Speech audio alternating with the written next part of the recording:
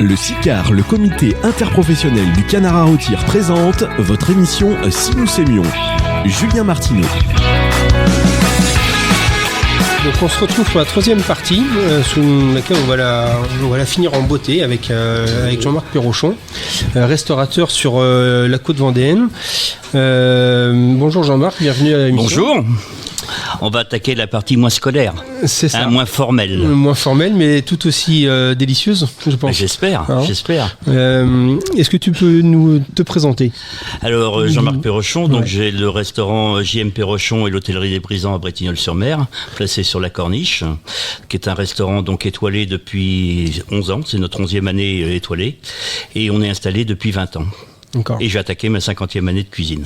Ouais, c'est parfait. Bon anniversaire au nom de tous. Aujourd'hui, ce projet, en fait, il est arrivé comment ? C'est une affaire familiale que vous avez repris ou pas du tout ? Non, pas du tout. C'est une affaire on était donc parti en Bretagne parce qu'on n'avait pas trouvé au moment sur la Vendée. Et c'était le moment de revenir. Et donc, on cherchait une affaire et puis on est passé devant. La première fois, on nous a dit, c'est vendu. Tant pis, on va chercher autre chose. Et puis, on nous a rappelé en disant, voilà, on a quelque chose à vous proposer. Et une fois qu'on a eu tout visité, pour la petite anecdote, la personne m'a dit oui, je peux. J'ai dit ça nous plaît. Il m'a dit écoutez, oui, je suis désolé, mais je peux pas vous la vendre. J'ai pas de mandat. Donc je suis passé par d'autres moyens et puis on a acheté cette affaire qui était au tribunal de commerce. D'accord. Voilà. Donc on a refait, dans un premier temps, on a refait le restaurant. On a démarré en pleine saison, donc 2005. Et puis ensuite, on a eu l'occasion de racheter nos murs. Et puis en 2011, on a refait l'hôtellerie entièrement. On a gardé que les murs. Et puis là, cette année, donc au mois de mars, on a refait absolument tout le restaurant en lui donnant un côté beaucoup plus chaleureux, beaucoup plus adéquat avec la vue qu'on a devant, parce qu'on a une vue à 180 degrés sur l'océan. Et donc, on a ramené des tons bleus, du bois, quelque chose de plus chaleureux qu'on avait avant. Plus en raccord avec l'environnement tout à extérieur. fait, plus en raccord avec notre environnement. Et puis avec mon jardin, parce que tous les chefs actuellement on travaille avec leur jardin. Donc ils ont tous un champ de carottes, machin, et moi mon jardin il est devant, donc deux fois par 24 heures je peux aller ramasser ce que j'ai besoin devant chez moi. D'accord, mais j'exagère, c'est pas vrai. Ouais, non, mais il y a au moins l'idée qui est là et ça peut faire rêver le client quand il vient. Aujourd'hui, quand vous faites le choix effectivement d'intégrer un plat, comment vous travaillez en fait en amont par rapport à ça ? Est-ce que vous allez à la rencontre en fait des producteurs ? Tout à fait. Que ce soit légumes ou autres. Tout à fait. Aujourd'hui, notre carte est fait absolument de produits que je trouve au grand maximum à 30 km autour de chez moi. Donc les producteurs de légumes, je travaille avec un pêcheur qui travaille en méthode Ekijime, donc c'est-à-dire la méthode japonaise où on prend soin de l'animal. Donc on a un poisson d'une qualité qui n'a rien à voir avec la gym. Non.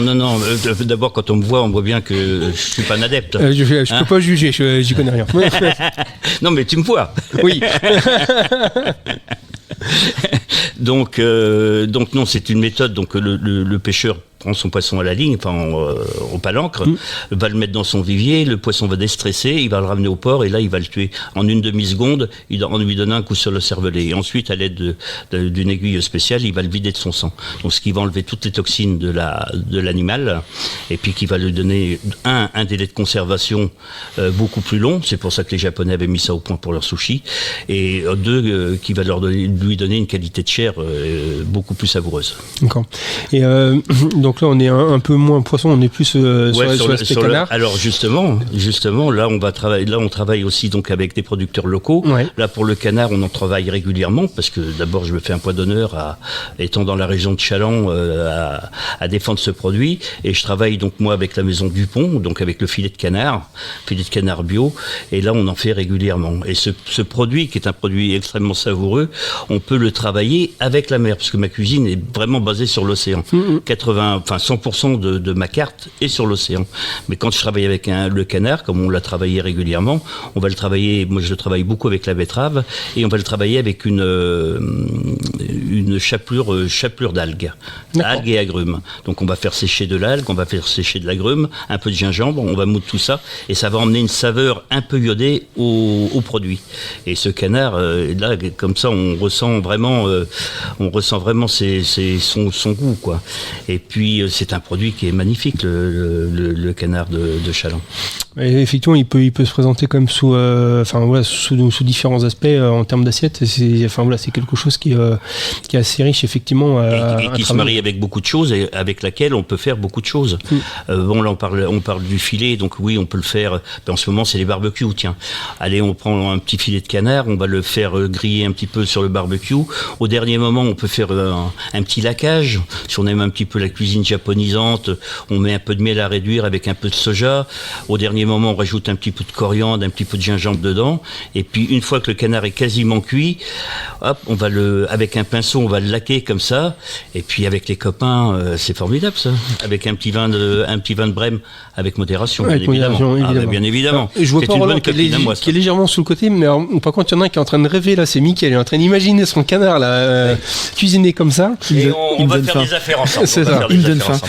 Mais alors que je peux rassurer tout le monde, la vidéo, vous pourrez la retrouver sur YouTube. Donc si vous voulez reprendre les notes de ce que vient de dire Jean-Marc, vous pourrez. Donc voilà. Et donc du coup, quand vous vous déplacez effectivement pour aller voir un éleveur de canards, vous prenez le temps un petit peu de comprendre son métier, ses problématiques. Ah mais toujours. De toute façon, ce qui est intéressant pour nous en tant que chef, c'est d'avoir un produit qui est bien traité. Voilà, je parlais du poisson tout à l'heure, mais le canard c'est pareil. Si vous avez une viande qui a été maltraitée, qui a été stressée, vous allez avoir quelque chose de nerveux. Voilà, donc ça va pas être très agréable. Non, ça va pas être très agréable, mais c'est valable pour n'importe quelle viande. Ouais. Vous voyez bien une viande qui est passée en abattoir, qui a été maltraitée. Quand vous la coupez, quand vous la mangez, ça va être beaucoup plus nerveux, même si vous avez quelque chose au départ de super qualité, que ça soit un agneau. En ce moment, on travaille l'agneau. Bon, c'est pas le sujet du jour, mais s'il a été maltraité, vous aurez une viande qui sera dure, même si c'est le filet. Ouais. Donc c'est très important d'avoir un contact avec les producteurs et de voir comment ils élèvent leurs produits. Ça c'est la base. C'est la base. Cette volonté de travailler en fait en local, c'est quoi ? C'est quelque chose qui est lié à ancrer en fait sur le fait de travailler avec des Vendéens. C'est l'histoire un peu du bon sens paysan, dans le sens où pourquoi aller chercher quelque chose à 200 km si on l'a à la porte de la maison ? C'est les deux. Je suis un Vendéen attaché à son terroir depuis très longtemps. Voilà, très très attaché à son terroir. Donc il est évident, et moi j'ai toujours trouvé ridicule que des chefs de chez nous aillent travailler des produits de l'extérieur. On a absolument tout ce qu'il faut, on a des producteurs, des éleveurs qui font très très bien leur métier. Pourquoi ne pas les mettre en valeur ? C'est le métier du chef de mettre en valeur ses producteurs et ses éleveurs. C'est très important. Ben, pour moi effectivement il y a une suite logique, on parle souvent en fait de la fourche à la fourchette. Il y a une notion effectivement de local, il y a aussi une notion de terroir, de choses qui sont en lien en fait avec ce qui est présent en fait dans l'environnement. Oui. Si en Vendée on élève du canard, c'est que c'est lié, c'est adapté à cet environnement-là, et effectivement normalement on se doit en fait de pouvoir le retravailler, de le proposer à l'assiette ou ailleurs. C'est notre terroir, donc c'est le produit de notre terroir. C'est à nous de les proposer aux gens de l'extérieur et de faire voir qu'est-ce que produit notre terroir. Et donc à nous de les mettre en valeur, à nous de les proposer dans les meilleures conditions. Et puis les personnes ensuite, quand elles vont rentrer chez elles, une fois qu'elles vont le voir sur les étals, elles vont se dire tiens, dis donc, on a goûté ça, c'était très bon, tiens, on va le faire à la maison. Ça, c'est notre rôle aussi. Oui, une espèce de rôle de promotion du produit. Ouais. Je vais revenir sur quelque chose qu'on s'est dit en aparté juste avant l'émission. C'est dans le cadre de l'émission. Non. Ah, dans le cadre de l'émission, avant. Ouais, c'est ça. J'ai eu chaud là. 11 années consécutives à être un chef étoilé. Oui. Et je te demandais un petit peu, c'était quoi ton truc en fait pour durer en fait, pour avoir cette qualité de restaurant. Et tu m'as dit en fait, on essaye de faire très bon, mais simplement. C'est ça. C'est-à-dire qu'aujourd'hui, j'essaye dans ma cuisine de pas mélanger un tas de saveurs. C'est-à-dire que quand tu as 2-3 saveurs dans une assiette, c'est suffisant. Et le truc qui est intéressant pour moi personnellement, c'est quand le client dit « Waouh, c'est bon ». Qui ne cherche pas, qui dit tiens, il y a eu telle épice, il y a eu tel truc, mais que l'ensemble, c'est-à-dire quand on a trouvé vraiment l'équilibre entre les saveurs, mais qu'il n'y en a pas un qui ressort de l'autre, mais que chacune se complète. C'est ça qui est intéressant dans notre métier. Et c'est ce que je recherche à chaque fois. Ouais, je pense qu'à l'issue de l'émission, il y a des gens qui vont se jeter sur la betterave et sur les algues et qui vont essayer de tenter de faire un truc avec le canard, mais voilà. Mais c'est vrai que ça peut. Mais je vais quand même rendre service à Roland parce qu'il parlait qu'il n'y avait pas que le filet. Donc quand on a une cuisse, la cuisse de canard, on peut aussi la confire. On la confie soit dans la graisse, on peut la confire aussi dans un jus de canard. Et puis ensuite, on peut l'émietter. Et puis un truc simple, on fait un petit parmentier de canard. Un petit parmentier, hein. Voilà, des choses très simples. Cherchons pas la complication. Faisons simple avec des produits. Laissez-nous la complication à nous et à la maison, faites simple et bon. Ouais. C'est ça. Pour que ce soit efficace, donc du coup, ça va aussi augmenter les ventes de Mickaël. Bon. On a vraiment bien fait de faire cette émission, non ? Tu vas m'envoyer quelques colis, là. Pas de souci. Alors, quand on a développé un petit peu la vente directe, on s'amusait par le biais d'un restaurateur sur Fontenay qui m'a passé 2-3 recettes comme ça. Et sur le dos de la facture, on mettait les recettes de ce qu'on pouvait faire. Ça, oui. Et le premier produit qu'on a réussi à bien vendre, c'est la cuisse, comme tu as dit, par la cuisse confite. Et les gens faisaient du parmentier avec. Oui. Mais tiens, ça me vient comme ça, mais pareil, tu vois, tu prends une feuille de brique, tu émiettes ton canard, tu mets un petit peu d'oignon, un petit peu d'échalote, tu fais revenir tout ça, un peu de coriandre, et tu roules ça comme une nem. Et puis après, tu le passes au four, ça va te faire un petit croustillant. Voilà, un petit truc tout simple. À quelle heure on mange ? Oh là là, ça y est. Bon, si la cuisine m'écoute, il y a quelques tables en plus qui arrivent. Hein. Le temps de faire le trajet, ils ont le temps de faire cuire. Hein. Et si ma femme m'écoute, Mélanie, je pense que tu as des nouvelles recettes qui vont arriver. Bon, comme quoi, tu parlais beaucoup de saveurs en fait asiatiques. En fait, ils sont du côté soleil levant, nous on est d'autre côté en fait du continent, soleil couchant. Mais visiblement, il y a quand même des saveurs et puis des choses qui sont communes, quoi. Mais on peut toujours. Enfin, j'ai un parcours où j'ai quand même un peu bourlingué, donc les États-Unis, la Caraïbe et tout, et à chaque fois j'ai ramené des produits comme ça que j'ai appris à travailler.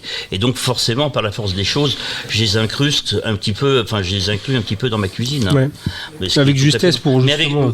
Alors à un moment, je le faisais avec vraiment, c'était très prononcé. Aujourd'hui, c'est des petites touches comme ça, des petites touches qui peuvent emmener. En connaissant ces produits, je sais qu'ils peuvent m'emmener une petite touche de saveur et faire développer par exemple un goût. Le gingembre va très bien avec le canard. Gingembre, ça va très très bien avec le canard. Bon, il va y avoir, on va créer une to-do list de ce qu'il faut acheter pour cuisiner le canard.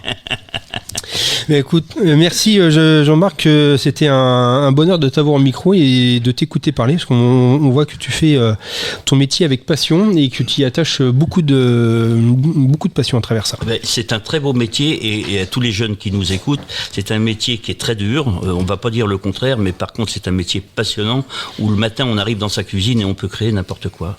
Pas n'importe quoi, mais on peut aller jusqu'au bout de ses idées. C'est l'avantage de la cuisine, c'est que c'est créatif. Voilà. Tout à fait.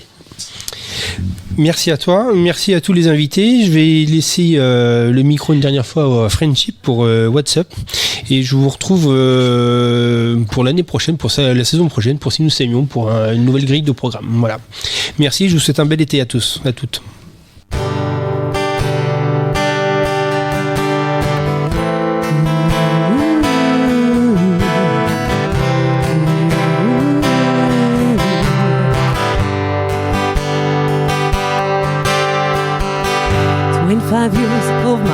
And still I'm trying to get that creek bill in a boat for a destination. I realized quickly when I knew I should that the world was made up of this brotherhood of men, or for whatever that means. And so I cry sometimes when I'm lying in bed just to get it all out what's in my head, and I start feeling a little peculiar. And so I wake in the morning and I step outside, I take a deep breath and I get real high, and I streak on the top of my lungs, what's going on? And I said, hey, yeah, yeah, yeah, yeah, hey, yeah, yeah.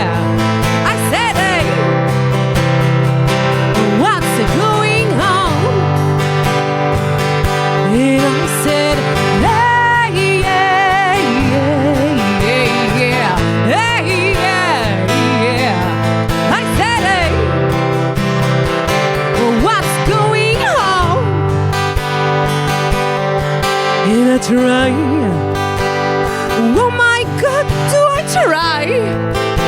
I try all the time in this institution, and I pray. Oh my God, do I pray? I pray every single day for a revolution. And so I cry sometimes when I'm lying in bed, just to get it all out what's in my head, and I start feeling a little peculiar.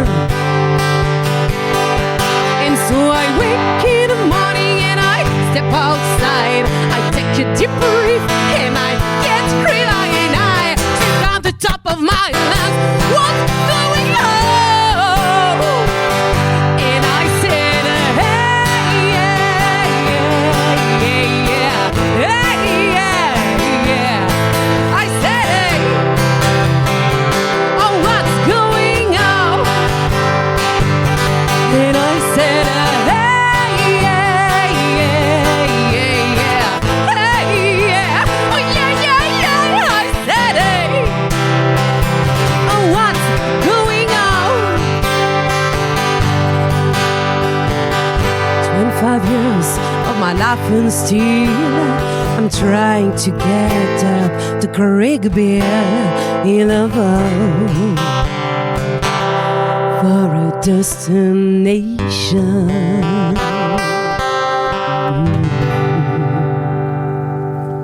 Merci beaucoup, on a passé un très bon moment, on vous remercie et bel été à vous. L'émission Si nous semions vous était présentée par le CICAR, le comité interprofessionnel du canard à rôtir.